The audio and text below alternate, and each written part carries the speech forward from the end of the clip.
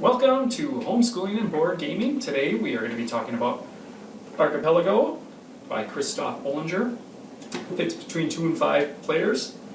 Shortly here I'm going to ask my kids about the game, how it's played, and then we are going to show some of the more academic skills you need in order to play the game, or ones that you can learn as you play the game, which kind of fits in with our homeschooling theme. Afterwards, my kids will give their thoughts on the game, and I will too, in regards to how it fits in with homeschooling and how we enjoyed the game, or didn't enjoy the game. So stay tuned. Today things are warming up in Minnesota, so we thought, why don't we talk about Archipelago, a game of warm islands and exploration. I'm not exactly sure if we're warm, but from clothes that people are wearing, it looks like it's pretty warm. It looks tropical to me, yeah. You want to grab the box and show? Today with me, I have Egan grabbing the box and Quentin. They are going to explain the game.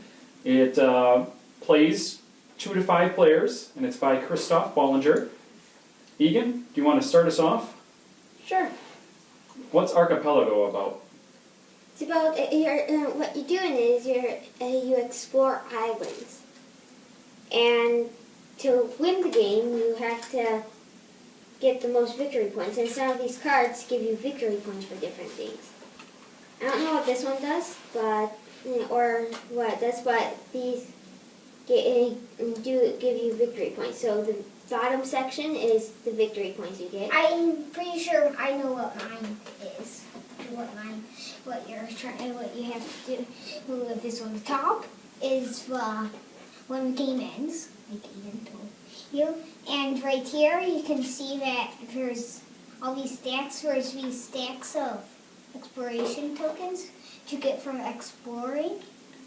And when all those stacks run out, be sure the game ends. Yep, that's what that means right there. And then I'm pretty sure whoever has the most of these people, these guys,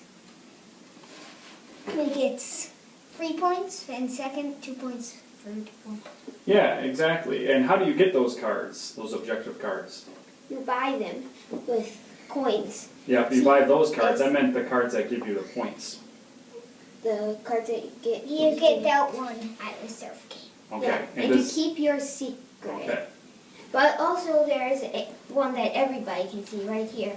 Like this one, I think it's the most cows, maybe. Yep.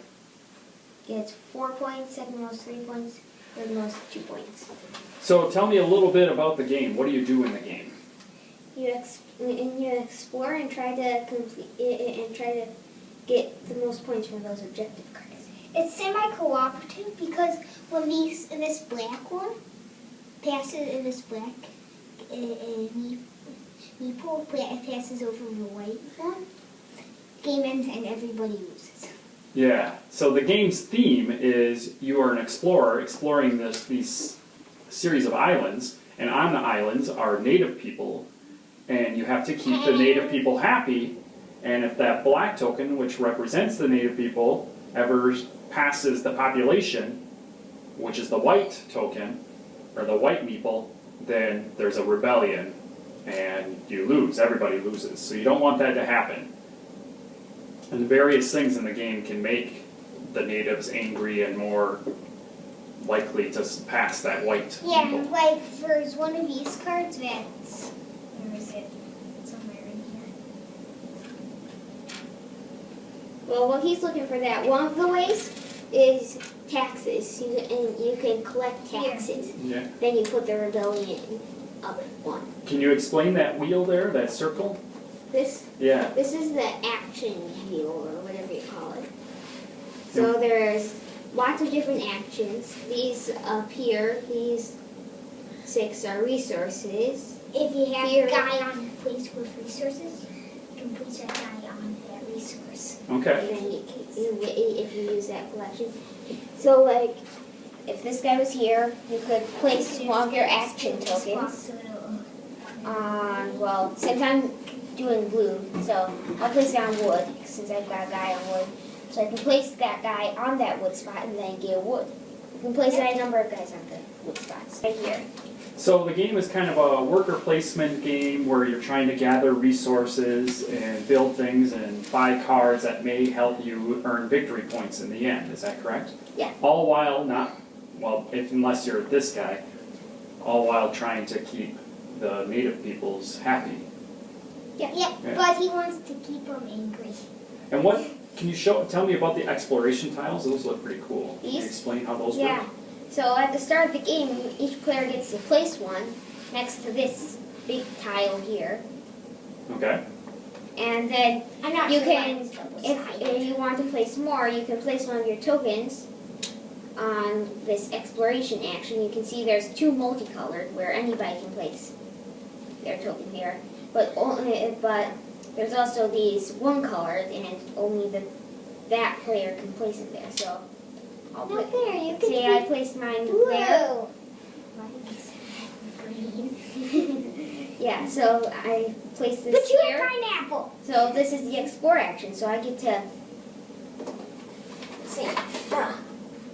There's this stack of explore tiles. Now each of them is double-sided, but you only get to see the top side when you're exploring. So you think maybe, and each tile has to connect two tiles on the board, and you get to place them there. They have to line up the mountains, Yeah. they have to line up the mountains, the land with the land, and the water with the water, right? Yep. And this one, say maybe you don't like it, or maybe it doesn't match up, I didn't look, but. So you don't like that one, so you get to pull it off the top. Maybe you like this one, but it's too late, you don't get it. Because you So, decided you didn't yeah. want that So tile. you can't use that tile, And you you just can't discard it. this one. And then you have to take this one that's on top. Don't look at And what if mine. you can't find a placement for that If you one? can't find a placement for this one, you discard it. And you wasted your action. Okay. All right. So again, If you can find a placement for one of them, then you get one of these tokens that Gwen was talking about, which can be used as any resource of your choice. okay. I don't think this one fits. No, it doesn't. And you have to also be able to have a guy or a ship That nearby can move on. that can move on to the tile. Yeah. All right. So it's a game, a worker placement game where you're trying to gather resources, buy cards, do various things to get victory points that are randomly determined at the beginning of the game. Now, Only some players know some. yeah, you only know like half of the victory, or thereabouts, maybe even less of the victory conditions. Let's talk about some of the academic aspects to this game.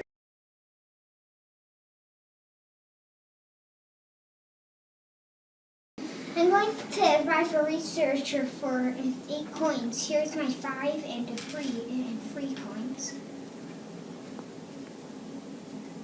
Buy it. Here you go. What does the researcher do? Any player can pay it for any amount of money. I'll have to read it to see how much that means. If you top 5 cards of an evolution deck, you may purchase a progress card and one of these cards for its minimal cost. Discard of the other card. The separatist marker is right behind the meeple, whatever. It's behind the population meeple, just one behind it. And down here, this worker place is at this row, and it says, we're going to have to put this up too, which would at the end of the round. But that would put this guy above this guy, so the separatist would win. And Who we'd all is lose. that red guy over there? Yeah. And I'm not him, so I don't want that to happen. So I need to buy some workers. So what I'm going to do is I'm going to put my action marker on the worker place. And then it's going to cost me, you can see it costs 2 to buy workers from this row. So let's see.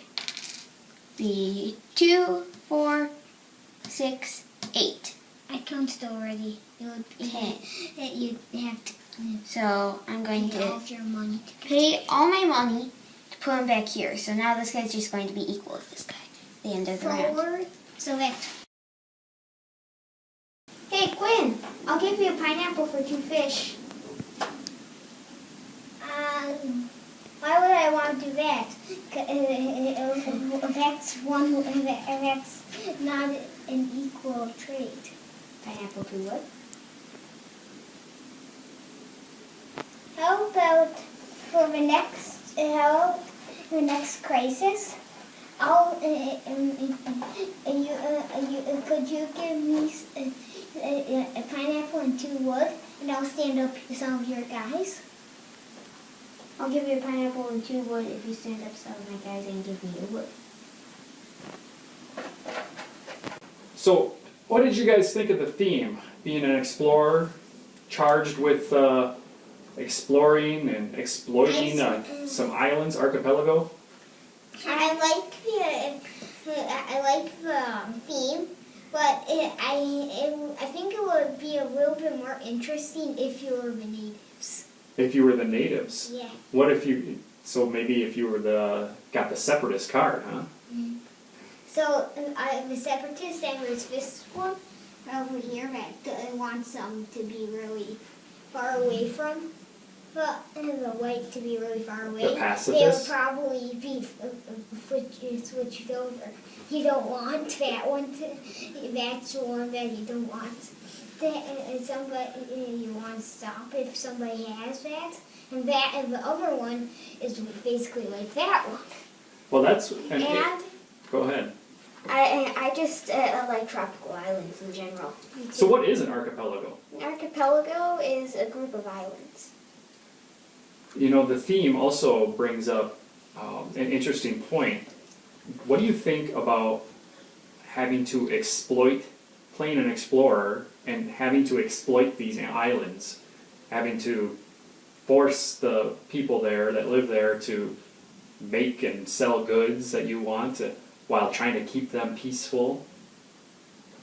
Actually, you don't make them. You just harvest the goods yourself.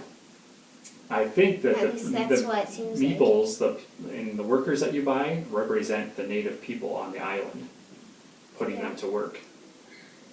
Mm-hmm. Any thoughts on that? well, I think it's realistic. yeah, but I still